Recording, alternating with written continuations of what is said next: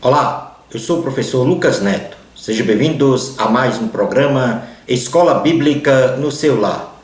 Hoje nós vamos estudar a lição de número 12, que tem como título O Jovem e o Estado. Dentro deste tema nós vamos falar sobre 3 assuntos. O primeiro deles será: as autoridades são estabelecidas por Deus. Em segundo lugar, vamos estudar: as autoridades do Estado estão a serviço de Deus. E, em último lugar, vamos estudar: o jovem cristão deve se submeter às autoridades. Vamos então dar início à nossa aula de hoje. Item número 1. As autoridades são estabelecidas por Deus. O apóstolo Paulo inicia o capítulo 13 de sua carta aos Romanos, orientando aos cristãos a obedecerem às autoridades constituídas, seja elas eclesiásticas ou seculares, de forma a termos no âmbito da convivência espiritual e social um perfeito equilíbrio, sem convulsões sociais ou rebeliões que possam trazer prejuízos à paz e ao bem-estar de uma comunidade. Vamos então ler na carta aos Romanos, capítulo 13, versículo de número 1, esta, vamos dizer, ordenança de obediência às autoridades. Todo homem esteja sujeito às autoridades superiores, porque não há autoridade que não proceda de Deus. E as autoridades que existem foram por eles instituídas. Na primeira carta do apóstolo Pedro, capítulo de número 2, versículos 13 a 17, nós também temos uma alusão direta à obediência às autoridades. Primeira carta de Pedro, capítulo de número 2, versículos 13 ao 17, diz assim: sujeitai-vos a toda instituição humana por causa do Senhor, quer seja ao rei como soberano, quer às autoridades como enviadas por ele, tanto para castigo dos malfeitores, como para louvor dos que praticam o bem. Porque assim é a vontade de Deus, quer pela prática do bem façais emudecer a ignorância dos insensatos, como livres que sois, não usando todavia a liberdade por pretexto da malícia, mas vivendo como servos de Deus. Tratai todos com honra, amai os irmãos, temei a Deus, honrai o Pai. Portanto, aqui nós temos também uma recomendação para que os homens se sujeitem a toda instituição humana por causa do Senhor. Definição de autoridade. A autoridade, ela é definida como o reconhecimento de um poder outorgado a uma pessoa, sendo de ordem funcional, quando esta autoridade foi estabelecida por uma lei, costumes ou convenções sociais, e de ordem espiritual, quando ela é estabelecida por uma dádiva divina através de sinais, prodígios e maravilhas. Na segunda carta aos Coríntios, capítulo de número 12, segunda carta aos Coríntios, capítulo de número 12, versículos 11 e 12, aqui nós temos uma autoridade outorgada pelo Senhor ao apóstolo Paulo. E ele então mostra que as credenciais de um apóstolo são os sinais, maravilhas e prodígios.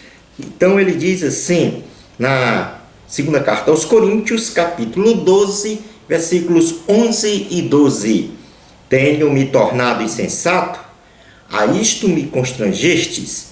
Eu devia ter sido louvado por vós, porquanto em nada fui inferior a esses tais apóstolos, ainda que nada sou, pois as credenciais do apostolado foram apresentadas no meio de vós, com toda a persistência, por sinais, prodígios e poderes miraculosos.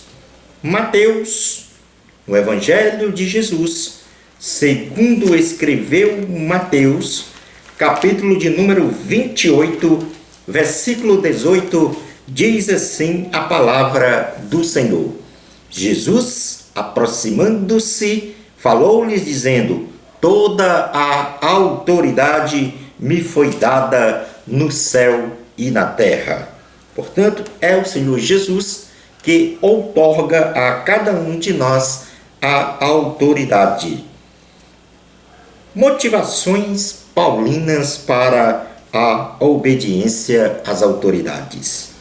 A primeira motivação para a obediência às autoridades apontada pelo apóstolo Paulo é a de que toda a autoridade no seio de uma sociedade só existe por causa da estrita permissão de Deus. Logo, infere-se que todas as autoridades que existiram e atualmente existem foram colocadas em seus lugares por Deus.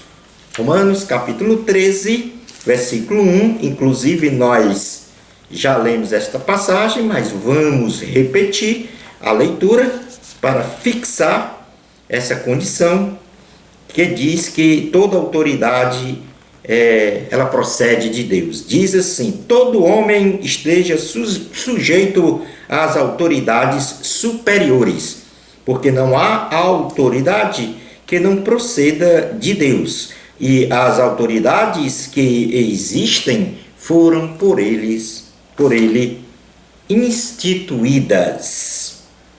A segunda motivação paulina para a obediência às autoridades advém de que qualquer revolta impetrada contra as autoridades constituídas pelo Senhor tipifica uma transgressão ao que Deus ordenou, sendo então as pessoas que agem deste modo merecedoras de condenação.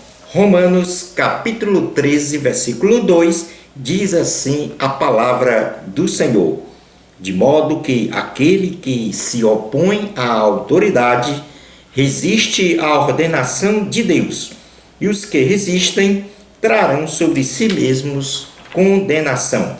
Portanto, o apóstolo Paulo coloca aqui duas motivações principais para a obediência às autoridades. Primeiro, toda autoridade é outorgada, dada pelo Senhor Jesus.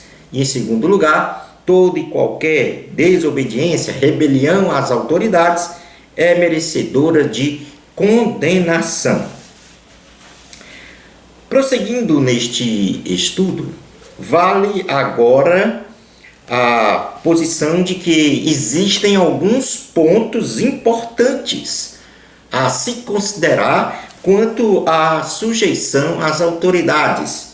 E pelo menos 4 pontos nós podemos aqui mencionar para que fique bem claro que esta sujeição às autoridades perpassa então por uma questão espiritual também. Diz assim a palavra do Senhor com relação às autoridades. Primeiro, temos que ser submisso a essas autoridades, e qualquer rebelião impetrada contra as autoridades, na realidade, nós estamos cometendo pecado e estamos então passíveis, ou seja, somos merecedores de uma condenação.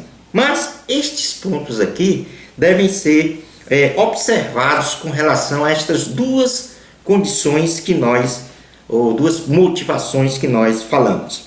Primeiro, nem sempre as autoridades constituídas pelo Senhor fazem o que é correto, pois suas atitudes ferem os princípios divinos.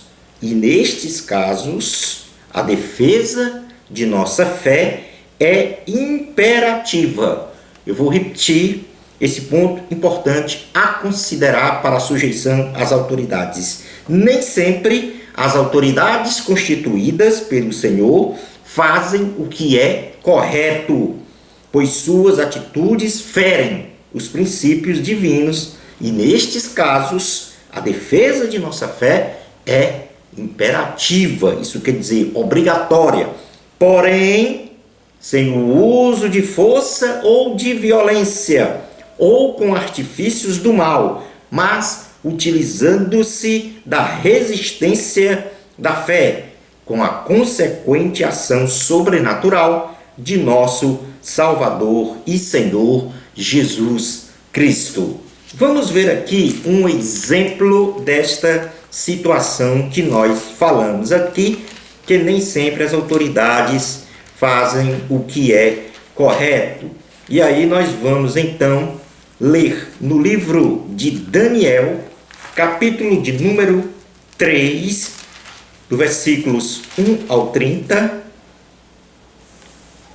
uma situação relacionada a essa importante observação que nós fizemos aqui. Então vamos lá. Daniel 1 ao 30, praticamente todo o capítulo. É longo, mas é necessário para compreendermos este ponto. Diz assim a palavra do Senhor: o rei Nabucodonosor fez uma imagem de ouro que tinha 70 côvados de altura e 6 de largura, levantou-a no campo de Dura, na província da Babilônia. Então o rei Nabucodonosor mandou ajuntar os sátrapas, os prefeitos, os governadores, os juízes, os tesoureiros, os magistrados, os conselheiros e todos os oficiais das províncias, para que viessem à consagração da imagem que o rei Nabucodonosor tinha levantado. Então se ajuntaram os sátrapas, os prefeitos, os governadores, os juízes, os tesoureiros, os magistrados, os conselheiros e todos os oficiais das províncias, para a consagração da imagem que o rei Nabucodonosor tinha levantado, e estava em pé diante da imagem que Nabucodonosor tinha levantado. Nisto o arauto apregoava em alta voz: ordena-se a vós outros, ó povos, nações e homens de todas as línguas, no momento em que ouvirdes o som da trombeta, do pífaro, da harpa, da cítara, do saltério, da gaita de foles e toda sorte de música, vos prostrareis e adorareis a imagem de ouro que o rei Nabucodonosor levantou. Qualquer que se não prostrar e não adorar, será no mesmo instante lançado na fornalha de fogo ardente. Portanto, quando todos os povos ouviram o som da trombeta, do pífaro, da harpa, da cítara, do saltério e de toda sorte de música, se prostraram os povos, nações e homens de todas as línguas e adoraram a imagem de ouro que o rei Nabucodonosor tinha levantado. Portanto, o rei Nabucodonosor dá uma ordem, manda construir uma estátua e dá uma ordem de que todos deviam se prostrar diante desta imagem, indo contra o princípio de que o Senhor estabeleceu que não se deve adorar imagens ou ídolos. Continuemos então a leitura no versículo 8. Ora, no mesmo instante se chegaram alguns homens caldeus e acusaram os judeus. Disseram ao rei Nabucodonosor: ó rei, vive eternamente. Tu, ó rei, baixaste um decreto pelo qual todo homem que ouvisse o som da trompeta, do pífaro, da harpa, da cítara, do saltério, da gaita de foles e de toda sorte de música se prostraria e adoraria a imagem de ouro. E qualquer que não se prostrasse e não adorasse seria lançado na fornalha de fogo ardente. Há uns homens judeus que tu constituíste sobre os negócios da província da Babilônia, Sadraque, Mesaque e Abednego. Estes homens, ó rei, não fizeram caso de ti. A teus deuses não servem nem adoram a imagem de ouro que levantaste. Então Nabucodonosor, irado e furioso, mandou chamar Sadraque, Mesaque e Abednego e trouxeram estes homens perante o rei. Falou Nabucodonosor e lhes disse: é verdade, ó Sadraque, Mesaque e Abednego, que vós não servis a meus deuses, nem adorares a imagem de ouro que levantei? Agora, pois, estáis dispostos e, quando ouvirdes o som da trombeta, do pífaro, da cítara, da harpa, do saltério, da gaita de foles, prostrai-vos e adorai a imagem que fiz. Porém, se não adorares, sereis no mesmo instante lançados na fornalha de fogo ardente. E quem é o Deus que vos poderá livrar das minhas mãos? Responderam Sadraque, Mesaque e Abednego ao rei: ó Nabucodonosor, quanto a isto não necessitamos de te responder? Se o nosso Deus, a quem servirmos, quer livrar-nos, ele nos livrará da fornalha de fogo ardente e das tuas mãos, ó rei. Se não, fica sabendo, ó rei, que não serviremos aos teus deuses, nem adoraremos a imagem de ouro que levantastes. Portanto, nós podemos observar neste momento aqui que Sadraque, Mesaque e Abednego resistiram à ordem do rei de forma pacífica, porque esta ordem feria os princípios de não adorar outros deuses, né? E então eles se recusaram a se prostrar. Continuemos então a leitura a partir do versículo 19, diz assim: então Nabucodonosor se encheu de fúria e, transtornado o aspecto do seu rosto contra Sadraque, Mesaque e Abednego, ordenou que se acendesse a fornalha 7 vezes mais do que se costumava. Ordenou aos homens mais poderosos que estavam no seu exército que atassem a Sadraque, Mesaque e Abednego e os lançassem na fornalha de fogo ardente. Então estes homens foram atados com seus mantos, suas túnicas e chapéus e suas outras roupas e foram lançados na fornalha sobremaneira acesa. Porque a palavra do rei era urgente e a fornalha estava sobremaneira acesa. As chamas do fogo mataram os homens que lançaram de cima para dentro a Sadraque, Mesaque e Abednego. Estes 3 homens, Sadraque, Mesaque e Abednego, caíram atados dentro da fornalha sobremaneira acesa. Então o rei Nabucodonosor se espantou e se levantou depressa e disse aos seus conselheiros: não lançamos nós 3 homens atados dentro do fogo? Responderam ao rei: é verdade, ó rei. Tornou ele e disse: eu, porém, vejo 4 homens soltos que andam passeando dentro do fogo, sem nenhum dano, e o aspecto do quarto é semelhante a um filho dos deuses. Então se chegou Nabucodonosor à porta da fornalha, sobremaneira acesa, falou e disse: Sadraque, Mesaque e Abednego, servos do Deus Altíssimo, saí e vinde. Então Sadraque, Mesaque e Abednego saíram do meio do fogo. Ajuntaram-se os sátrapas, os prefeitos, os governadores e conselheiros do rei e viram que o fogo não teve poder algum sobre os corpos destes homens, nem foram chamuscados os cabelos da sua cabeça, nem os seus mantos se mudaram, nem cheiro de fogo passara sobre eles.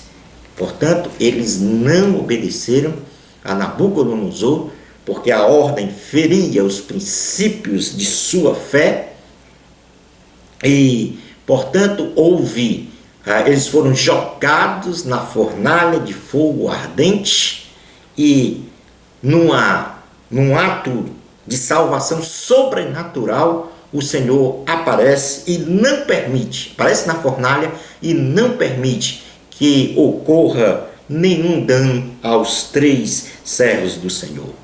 Prosseguindo no versículo 28, falou Nabucodonosor e disse: bendito seja o Deus de Sadraque, Mesaque e Abednego, que enviou o seu anjo e livrou os seus servos que confiaram nele, pois não quiseram cumprir a palavra do rei, preferindo entregar o seu corpo a servirem e adorarem qualquer outro Deus, senão ao seu Deus.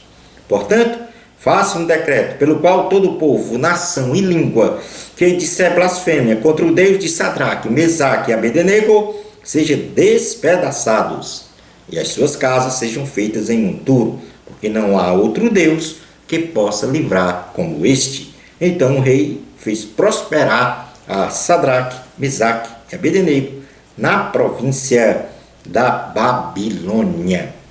Portanto, com essa atitude de Sadraque, Mesaque e Abednego, o nome do Senhor foi glorificado, exaltado entre as nações. Não se tratando aqui, então, de uma rebelião, porque não houve uma resistência com o uso do mal, com o uso da força ou da violência. Como segundo ponto importante a considerar para a sujeição às autoridades, Deus não apoia em sua integralidade todos os atos das autoridades humanas constituídas sob a sua permissão. Assim, homens de Deus devem discernir sob o presidir do Espírito Santo em seu ser se a atitude perpetrada por uma autoridade tem ou não a aprovação do Senhor. Deus não apoia em sua integralidade todos os atos das autoridades humanas, e por isso o homem tem que, pelo presidir do Espírito Santo, discernir se o ato daquela autoridade tem ou não a aprovação do Senhor. No livro de Atos, capítulo de número 5, Atos, capítulo de número 5, versículo de número 17 até o 32, nós vamos ver uma situação parecida com esta observação que nós fizemos agora. Levantando-se, porém, o sumo sacerdote e todos os que estavam com ele, isto é, a seita dos saduceus, tomaram-se de inveja, prenderam os apóstolos e os recolheram à prisão pública. Mas de noite um anjo do Senhor abriu as portas do cárcere e, conduzindo-os para fora, lhes disse: ide, apresentando-vos no templo, dizei ao povo todas as palavras desta vida. Tendo ouvido isto, logo ao romper do dia, entraram no templo e ensinavam. Chegando, porém, o sumo sacerdote e os que com ele estavam, convocaram o sinédrio e todo o senado dos filhos de Israel e mandaram buscá-los no cárcere. Mas os guardas, indo, não os acharam no cárcere, e tendo voltado, relataram, dizendo: achamos o cárcere fechado com toda a segurança e as sentinelas nos seus postos, junto às portas, ou melhor dizendo, junto às portas, mas abrindo-as a ninguém encontramos dentro. Quando o capitão do templo e os principais sacerdotes ouviram estas informações, ficaram perplexos a respeito deles e do que viria a ser isto. Nesse interim, alguém chegou e lhes comunicou: eis que os homens que recolhestes no cárcere estão no templo, ensinando o povo. Nisto, indo o capitão e os guarda, os trouxeram sem violência, porque temiam ser apedrejados pelo povo. Trouxeram-nos, apresentando-os ao sinédrio, e o sumo sacerdote interrogou-os, dizendo: expressamente vos ordenamos que não ensinasseis nesse nome. Contudo, enchestes Jerusalém de vossa doutrina, e quereis lançar sobre nós o sangue desse homem. Então Pedro e os demais apóstolos afirmaram: antes importa obedecer a Deus do que aos homens. Portanto, aqui nós temos também mais uma situação em que foi recebida uma ordem de não falar de Jesus, os apóstolos não obedeceram a essa ordem e foram presos. E, de forma sobrenatural, um anjo do Senhor abriu as portas do cárcere e eles foram, então, libertos. E Pedro, voltando à presença das autoridades, disse que era mais importante obedecer, antes era mais importante obedecer a Deus do que aos homens, porque a ordem dos homens feria os princípios da fé cristã. E observe que a resistência do apóstolo Pedro foi de forma pacífica, sem violência, sem rebelião. Terceiro ponto: homens inescrupulosos se investem de autoridade e poder que não lhes foram dados, configurando-se então de uma falsa autoridade, utilizando-se desta autoridade apenas para o atendimento de seus próprios interesses pessoais e a exploração sentimental, espiritual e financeira de outrem. E isso nós podemos ler no livro de Atos, capítulo 13, versículos 1 ao 12, mais uma situação relacionada a essa condição das pessoas se investirem de autoridade que não foi lhe dada pelo Senhor. Diz assim a palavra do Senhor: havia na igreja de Antioquia profetas e mestres, Barnabé, Simeão, por sobrenome Níger, Lúcio de Cirene, Manaém, Colasso de Herodes, o tetrarca, e Saulo. E servindo eles ao Senhor e jejuando, disse o Espírito Santo: separai-me agora Barnabé e Saulo para a obra a que os tenho chamado. Então, jejuando e orando, impondo sobre eles as mãos, os despediram. Enviados, pois, pelo Espírito Santo, desceram a Seleucia e dali navegaram para Chipre. Chegados a Salamina, anunciavam a palavra de Deus nas sinagogas judaicas. Tinham também João como auxiliar. Havendo atravessado toda a ilha até Pafos, encontraram certo judeu mágico, falso profeta, de nome Bar-Jesus, o qual estava com o procônsul Sérgio Paulo, que era homem inteligente. Este, tendo chamado Barnabé e Saulo, diligenciava para ouvir a palavra de Deus. Mas opunha-se-lhes Elimas, o mágico, porque assim se interpreta o seu nome, procurando afastar da fé o procônsul.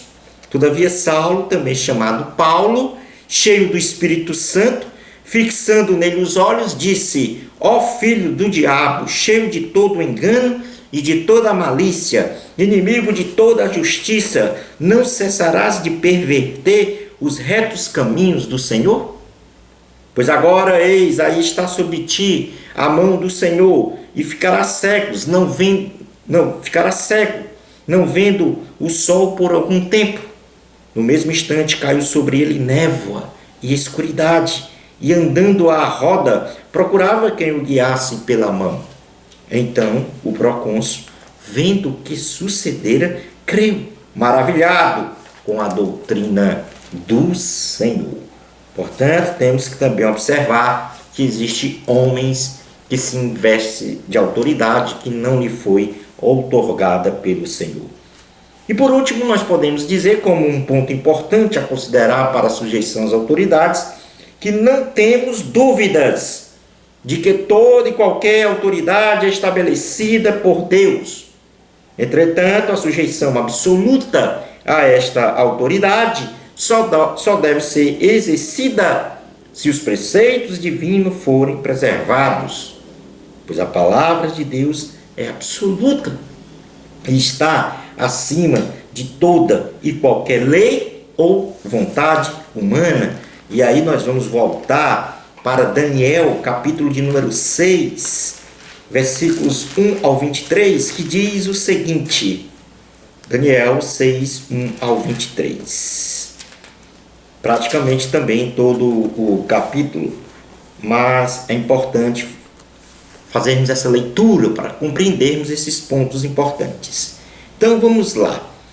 Daniel capítulo 6, versículos 1 ao 23 diz assim: Pareceu bem a Dário constituir sobre o reino a 120 sátrapas, que estivessem por todo o reino, e sobre eles 3 presidentes, dos quais Daniel era um, aos quais estes sátrapas dessem conta para que o rei não sofresse dano.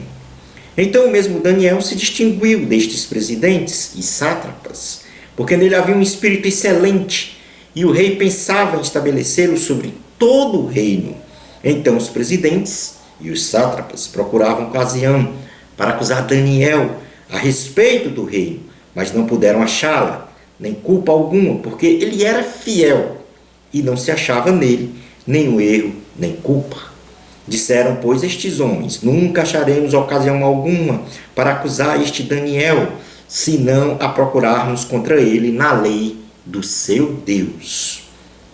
Então estes presidentes e sátrapas foram juntos ao rei e lhe disseram: ó rei Dário, vive eternamente. Todos os presidentes do reino, os prefeitos e sátrapas, conselheiros e governadores concordaram em que o rei estabeleça um decreto e faça firme, interdito, que todo homem que por espaço de 30 dias fizer petição a qualquer deus ou a qualquer homem, e não a ti, ó rei, seja lançado na cova dos leões.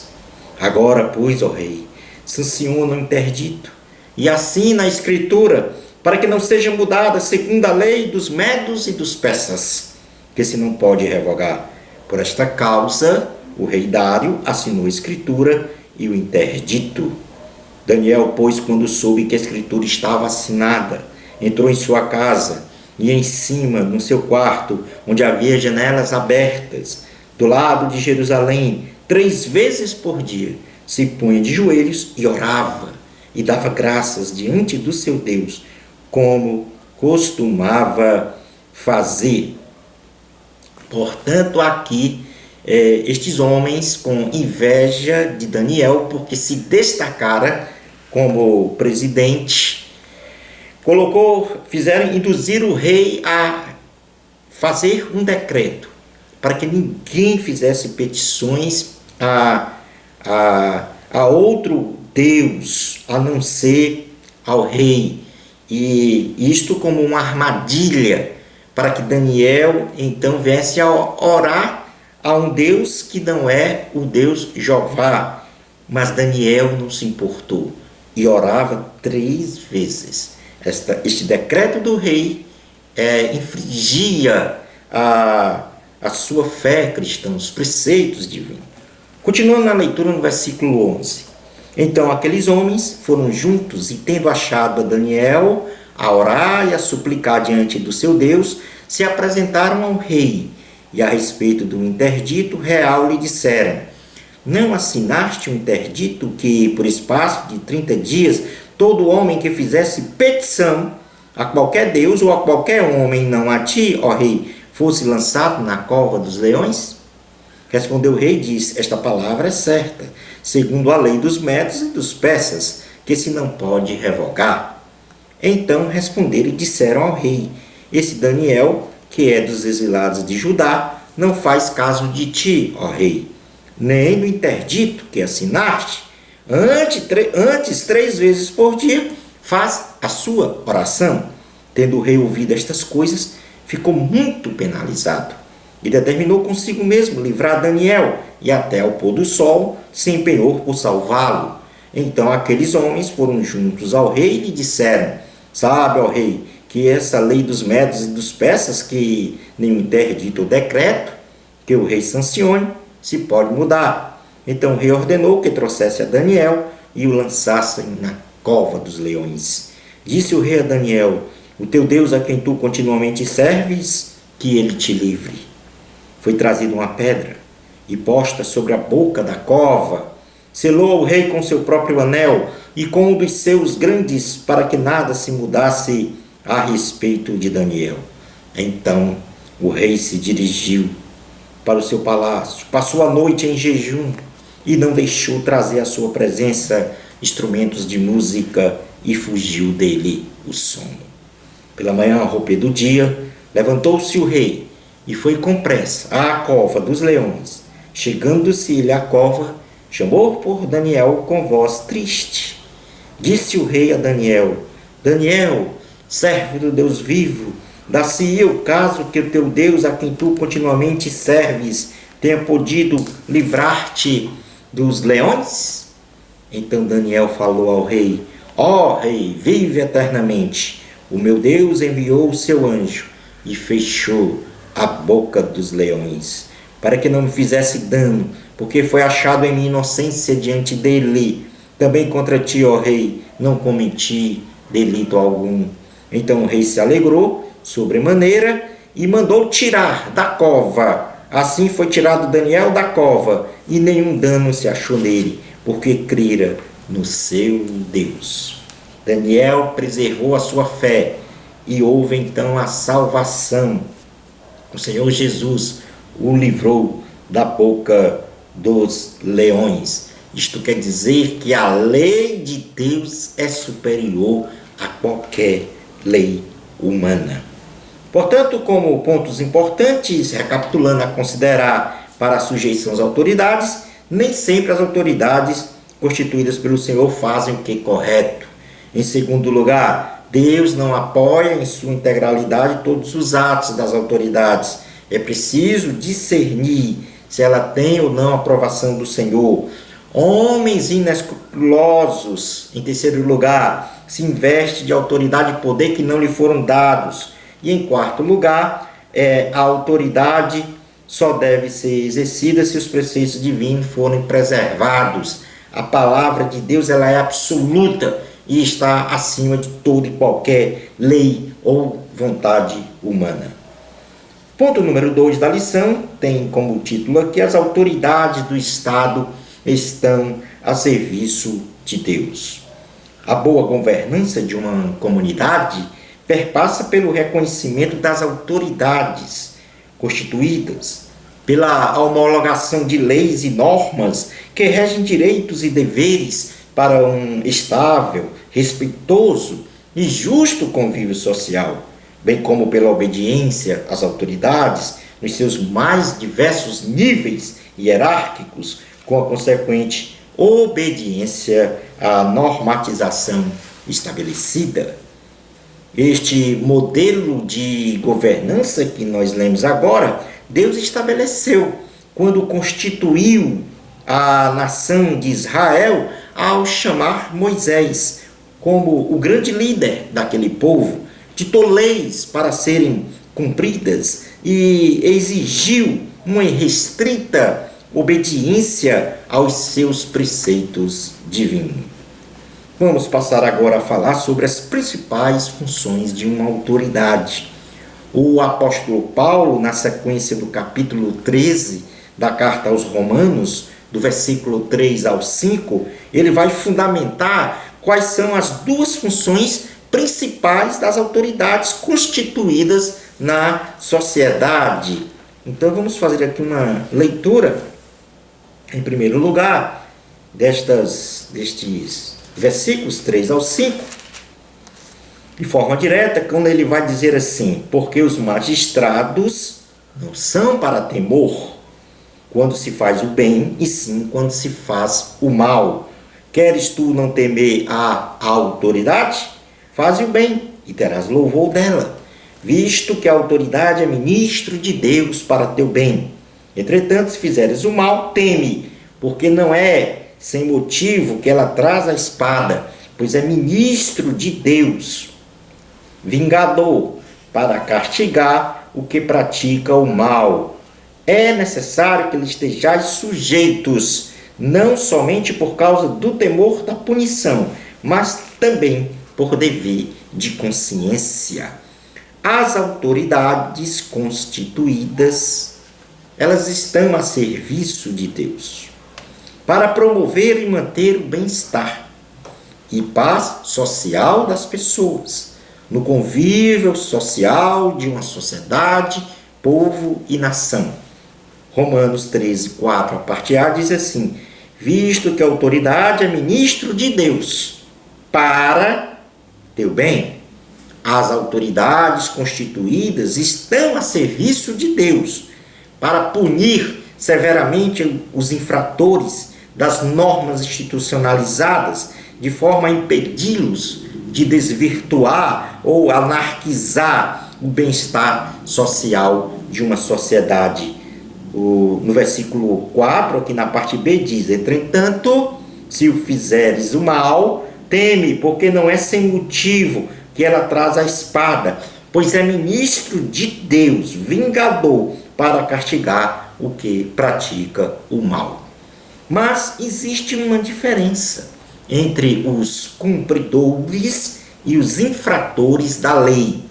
Pessoas que praticam o bem, ou seja, aqueles que não transgridem a lei, não estão passíveis de punição da lei impetradas pelas autoridades, e por isso recebem a menção de homens de bem, cumpridores da lei. Em contrapartida, aqueles que transgridem a lei devem temer a punição ordenada pelas autoridades, pois são consideradas fora da lei. Romanos capítulo 13, versículo 3 diz assim: porque os magistrados não são para temor quando se faz o bem, e sim quando se faz o mal. Queres tu não temer a autoridade, faze o bem, e terás louvor dela. Considere-se que os homens que não são devidamente punidos ou ficam impunes por terem transgredido as normas institucionalizadas estarão sempre inclinados a fazerem novamente o que é mal, ou seja, estarão sempre dispostos a praticarem reincidentemente crimes. E isso nós podemos ler no livro de Eclesiastes, capítulo de número 8, versículo 11, que diz o seguinte: Eclesiastes 8, 11: visto como se não executa logo a sentença sobre a má obra, o coração dos filhos dos homens está inteiramente disposto a praticar o mal. Motivações para a submissão às autoridades. A punição, ela é um instrumento de correção, e sistematicamente o ato de punir nos coloca em um estado de espírito de padecimento, de tristeza ou de dor. Porém, esta punição é necessária para a correção de rumos, de procedimentos ou de comportamentos de um ser. O homem deve ter medo da punição, porém, deve, com uma boa consciência, contemplar este instrumento como um sentimento do amor de Deus para com os homens. Romanos capítulo 13, versículo 5, diz assim a palavra do Senhor. Romanos 13, 5. É necessário que eles estejais sujeitos não somente por causa do temor da punição, mas também por dever de consciência. Provérbios, capítulo de número 3, Provérbios, capítulo de número 3, versículo 12, diz assim a palavra do Senhor. Provérbios 3, 12. Porque o Senhor repreende a quem ama, assim como o pai ao filho, a quem quer bem. Provérbios 12, 1 diz assim a palavra do Senhor: quem ama a disciplina, ama o conhecimento, mas o que aborrece a repreensão é estúpido. Passando agora ao item 3 da lição, o jovem cristão deve se submeter às autoridades. O Estado, como governo, é constituído com uma primordial função social, assumindo de forma ampla o encargo da prestação dos serviços fundamentais aos indivíduos e ampliando sua esfera de ação ao realizar investimentos, a proporcionar seguridade social, alimentação, saúde, habitação, educação, segurança e outros direitos sociais. E para o exercício de sua função social e outras funções inerentes ao Estado, este precisa de sustentabilidade financeira, e esta advém de impostos e tributos devidamente estabelecidos por leis consentidas e homologadas pela sociedade deste Estado através de seus representantes legais. O apóstolo Paulo nos ensina, no capítulo 13, versículos 6 e 7 da carta aos Romanos, que as autoridades, para cumprirem os seus deveres, na condição de estarem servindo a Deus, precisam dos impostos para arcarem com as suas funções. E é por isso que devemos pagar os impostos devidos, de forma integral, respeitando e honrando as autoridades constituídas, de modo que se promova o bem-estar e a paz social. Romanos, capítulo de número 13, versículos 6 ao 7, diz assim a palavra do Senhor: por este motivo também pagais tributos, porque são ministros de Deus, atendendo constantemente a este serviço.